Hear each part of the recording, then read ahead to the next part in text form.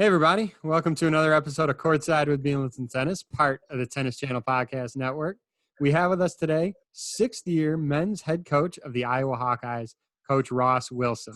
During his 6 years as Iowa's head coach, Coach Wilson has coached 3 All-Big Ten honorees and a number of student-athletes into the program's top wins list.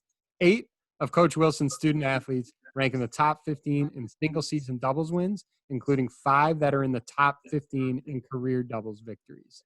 Coach Wilson played his collegiate tennis at Ohio State, where he was a standout from 2002 through 2006. He was a 2-time NCAA All-American and 3-time ITA National Doubles champion. He was part of the only doubles tandem in the history of college tennis to ever win back-to-back ITA National Indoor titles in 2005 and 2006, and was part of the number 1 ranked doubles team in the nation those seasons. We are happy to have him on. Please welcome to the pod, Coach Ross Wilson. Coach, thanks for taking time tonight, man. Thanks, Dave. Thanks for having me. Appreciate everything you're doing for college tennis. Oh, no problem at all. This is fun for me. I'll start with basically the same question I've asked everybody recently. You, the family, the team, everyone holding up okay? Yeah, I mean, we're doing as well as we can in this tough time. I mean, obviously our world kind of stopped here in March, but I think everybody's getting their bearings and things are slowly getting back to normal. And, hopefully we'll be back in the fall and August before we know it, practicing back on the courts. Hope so. Really, really hope so for everybody involved. So let's get started. Let's kind of go in the beginning. I mentioned earlier you played at Ohio State. You're from Ohio. Walk us through how you got started in the sport. Actually, my family is a big baseball family. My grandpa played in the minor leagues, and all my uncles and my brother played high school baseball and college baseball. And, that was the family sport. I did that, played basketball also when I was younger, and a little bit of soccer. And when I was 7 or 8, my dad said, "Hey, let's go play tennis." And he was tearing my closet apart for the racket that he thought he got me for Christmas. And I told him, I was like, "I don't even know what tennis is, and I'd love to play it, but what is it?" And so finally he looks behind his bed and he forgot to give me this Bard racket for Christmas, which is a brand that I've never even heard of at this point. And so we went out to the local high school courts and we hit for about an hour. And, we didn't really know what we were doing. We were just hitting back and forth and enjoyed it. And when he got off work every night, we'd go to those courts for a couple summers and started to get better and better. And finally, got a couple lessons from Tom Martin, who was the pro at a country club in Ohio, in Toledo, and slowly started to play some team tennis and some tournaments, and started to get coached by Mark Willingham and Mark Faber, and played at Westtown Tennis Club in the courts of Sylvania. And 15 years old, started to play national events. So it was, I think for me, maybe a slower process than most, and definitely didn't foresee that to be a tennis player. Thought it'd be more playing baseball, but happy I made that choice. Yeah, for sure. And I actually know Mark Faber a little bit. I know he's very, very involved in the USPTA, bunch of leadership positions in that organization. He does a great job for everything involved in tennis. So shout out to Mark. Yeah, Mark's a great guy. He's done a lot for the sport, especially at St. Francis, where I went to high school, coaching so many kids, getting them to enjoy the game and being a part of the team. Yeah. As far as your junior career, I want to get into this a little bit with you, because me being a high school coach, it's of interest of me. You played high school tennis, I believe, all 4 years. And yeah. Your team won state in 2001 and 2002. You were a state finalist, I believe, in singles your senior year. You were top 40 in the nation in boys 18s, I think top 15 in doubles. A lot of people with your resume may choose not to play high school tennis. Was that a decision that you really had to make, or you were kind of all in on high school tennis? I mean, I was always all in. I think I was more of a team sport guy just by the sports that I grew up at. But, going to St. Francis, it was interesting because St. Francis and St. John's were big rivals, and St. John's was always the better tennis school. They may have won a couple state titles and had some guys win some individual titles, and they were trying to get me to go there, but I just fit in better with the crowd at St. Francis and just kind of what they were about. And knew a couple guys that were going there, and that was a big part for me. Is I wanted to go somewhere where obviously academics were really important, but we could kind of build a legacy and have success maybe that they had never had before. And I mean, it helped that you had, in Ohio, there's usually a lot of good players, similar like there is in the Chicago area. It helped obviously for you to have a group of guys who were really good. Obviously, it would probably be a different scenario if you were clearly one of the best guys and there was, the next group was way below your level. That was not your case. Yeah, that was actually very lucky. I mean, that's probably a credit to the school and also to Mark Faber, who, I wouldn't say recruited, but, strongly suggested some kids to maybe come to St. Francis. And I remember my freshman year getting there, and Kevin O'Connell and David Kubacki were two of the other freshmen who were good players that joined me on the team. But we had, 6 seniors who, at that point they were men. We were 15-year-old boys coming in, and they're 18 years old. And there were some really good players, and I ended up beating out the guy who played number 1 for 3 straight years to play number 1. And that, that was a tough situation for him, but obviously he knew that I was better. And for me, it was a little bit awkward, but I think that was kind of the beginning of me kind of understanding, really what it was about to be a part of a team and the sacrifices you had to make and the support you had to have for your teammates. And,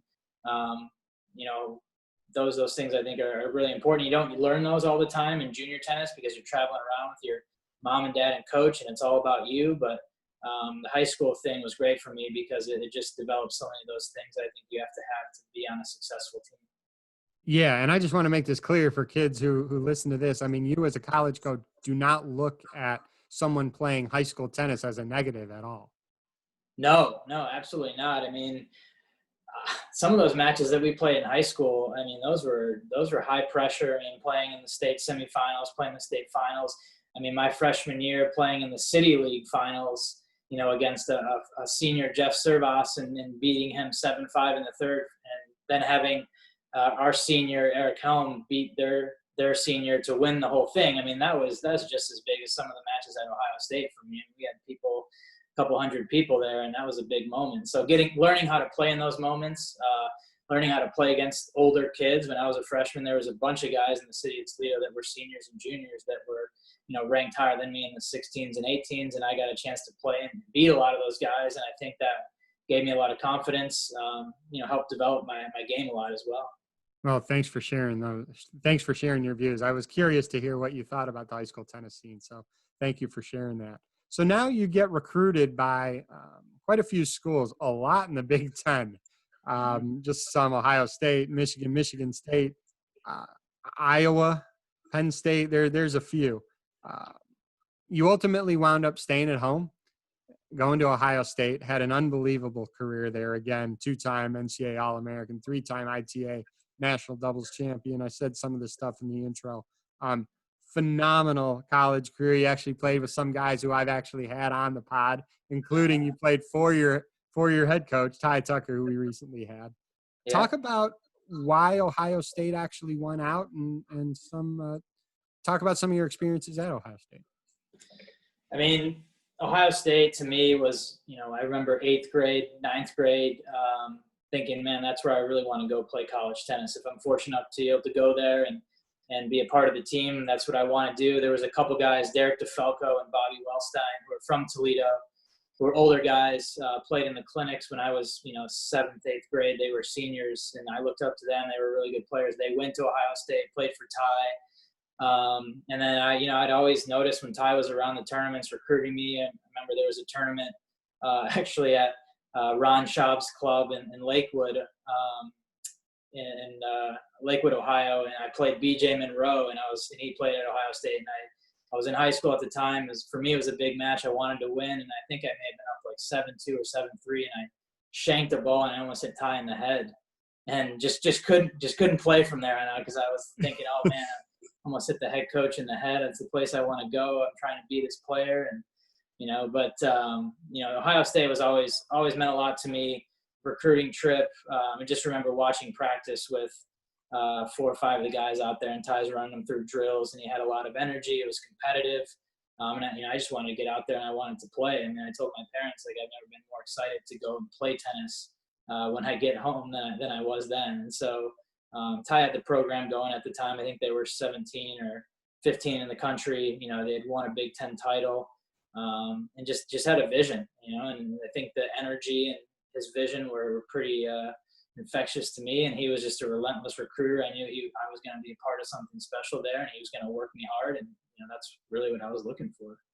Yeah, and a quick plug if you want to hear some of Ross's college teammates. We had Drew Everly and Todd Witkowski recently on the pod as well. So check out those episodes. I know you guys have some great stories that we will not be sharing on this.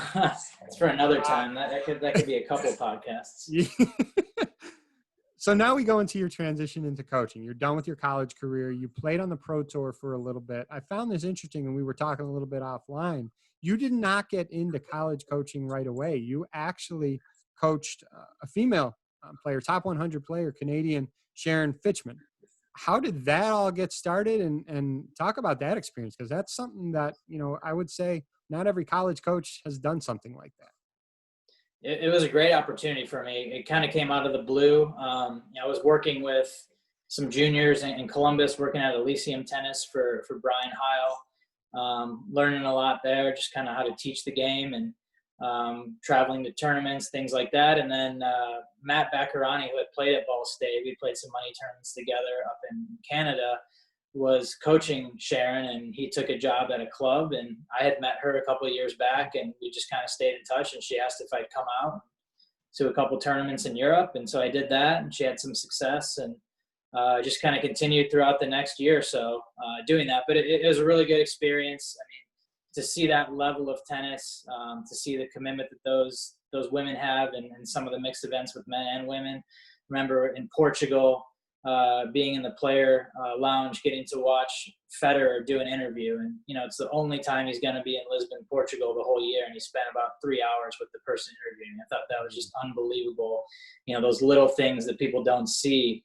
And then the clinics that they're doing with the kids and all that type of stuff. Just the professionalism of those guys was awesome to see.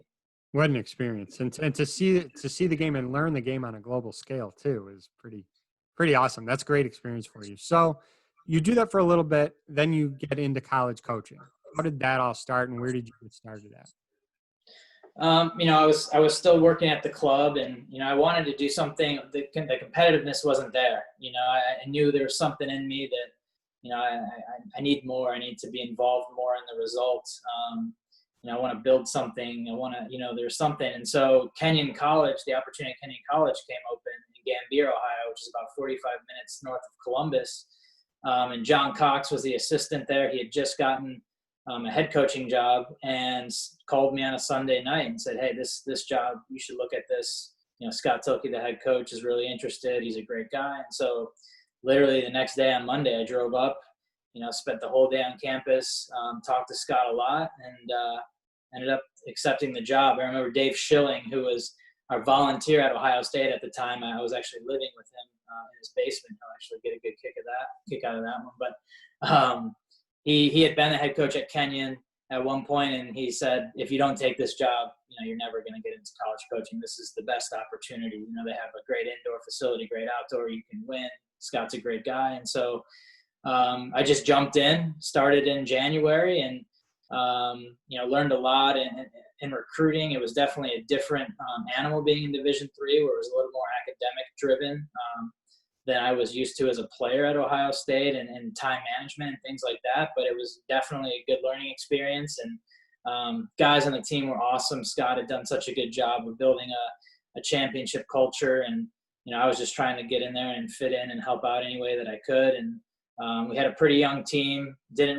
Scott didn't really know how well we were going to do, and guys ended up winning conference and making the quarterfinals of the NCAA tournament, and then stuck around for the following year, and we were in the NCAA finals and had a couple of All-Americans. So it was a unbelievable experience for me. I mean, a year and a half into your college coaching experience, and you're playing for a national championship and points away from doing it. So you really couldn't ask, for anything more. Also knew I wanted to get into Division I at some point.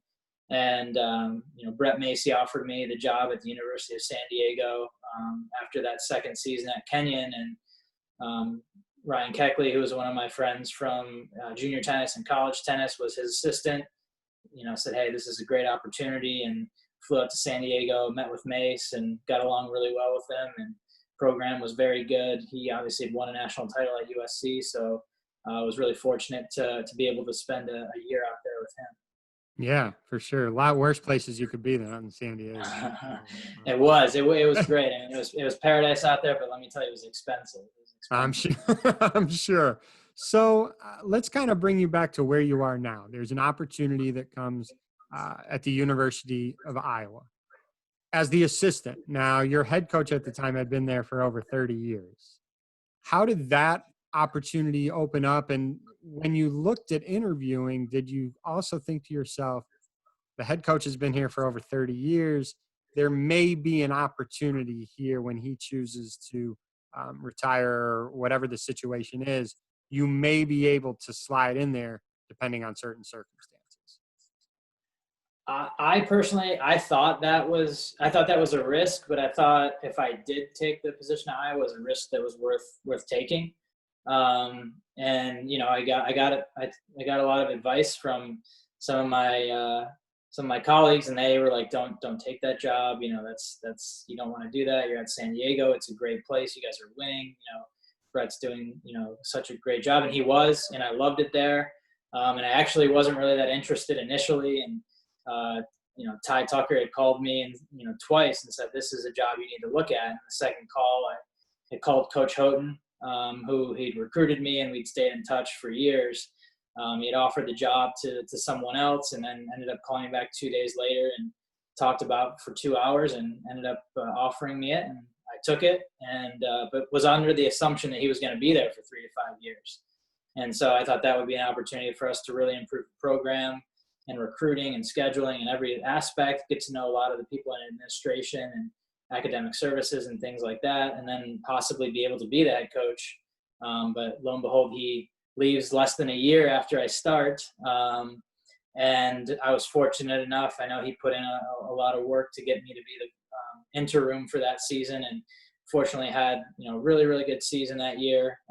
Program really started to get on the rise. We finished in the top 75, and Gene Taylor, who's now the head AD at Kansas State, hired me on as the head coach here at Iowa. Yeah, and I mean, you've had success every single year, more and more success every year. In this past year, you guys were doing great as well. You were obviously familiar with the Big Ten, having played there, having grown up in Ohio. This was not foreign territory to you at all. You knew that there were some programs in there that are powerhouses. Mm-hmm. That probably, I don't know if that was an advantage to you or a disadvantage. Sometimes when you know too much, it can get kind of scary versus if you don't know anything, you just kind of go in and you do you go day by day. You knew what was in front of you with some teams in that conference. You kind of took toll of what other schools had that maybe Iowa didn't have at that time, and maybe walk us through how you kind of went trying to build your program where you definitely compete with those powerhouse programs in the conference. Yeah, man, I think being able to have the experience to be the assistant for Scott Tilke and Brett Macy, and obviously playing at Ohio State in the conference where they've won so many Big Ten titles. I mean, I saw firsthand the team culture aspect of it, and then all the outside things. I mean, when I came to Iowa, obviously we needed to have a better schedule, and rankings are all based on points. And if you're not beating teams in the top 50 and not having, a good amount of home matches and opportunities to do that, it's going to be really, really hard to make the tournament and to have your team ranked high. So we had to change that. In the recruiting process, making sure that we found guys that loved tennis, that wanted to be at Iowa. It's definitely not the place for everyone, but if you're a tennis player and you want to have good academics and you want to be a pro and get as much as you can out of your tennis game, I think it's a great place to go to. And then also, for the guys that want to play professional tennis, we need to attract them here, not only with our schedule and our school and the Big Ten, but, with a pro event, which Alex Voss, who's our tournament director, and I had worked on for about 6 or 7 years. And finally ended up getting the funding. We've had it for the last 3 years. So that's been a great tool for us to give our guys opportunities to play pro tennis and, to go on and get ranked. I mean, Kareem Olof, our number one player, made the quarterfinals. We had a doubles team in the quarterfinals, and that's only helped those guys be able to play in more of those events. So, and then we've kind of added, we were one of the first schools to have, 12, 6 kiosks in the indoor courts. and then 18 live streaming courts for PlaySite. Ray Benton, who's a big supporter of our program, is a investor in that company and put us onto that, which was awesome. He's been a great help to us here. And then also, just kind of little things, that other programs have in terms of facility upgrades. And, the mentality, though, is big, and how you want to do things on a day-to-day basis. And I think in all the programs that I've been a part of, I think the head coach has set the tone, the assistant coach, and then it goes down to the older guys and the leaders on down the line. And having continuity with your support staff, your strength and conditioning coaches, with your academic coordinators, having the relationship with your administrators to be able to, tell them, here, this is what I want to do here, and then making sure that those goals match up with the way that the university wants to go about doing business. So those are all really important things if you want to be a successful head coach in college. And it's a lot to juggle, but it is it leaves for a couple sleepless nights and not a lot of free time. So.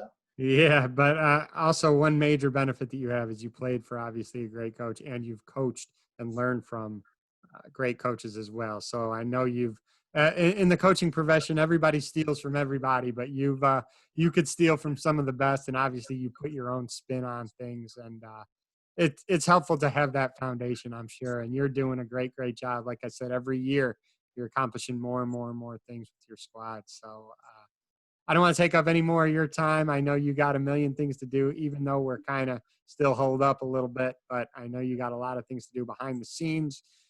I don't want to waste any more of your time. I appreciate it. This was fun, Coach. This was a fun discussion, and I wish you and your team the best of luck going forward. Thanks a lot. Thanks for having me on, and always enjoy, listening to your interviews and learning about the other coaches. So keep up the good work, please. I appreciate it. I will. We'll talk soon. Awesome. Thanks, man. Thanks.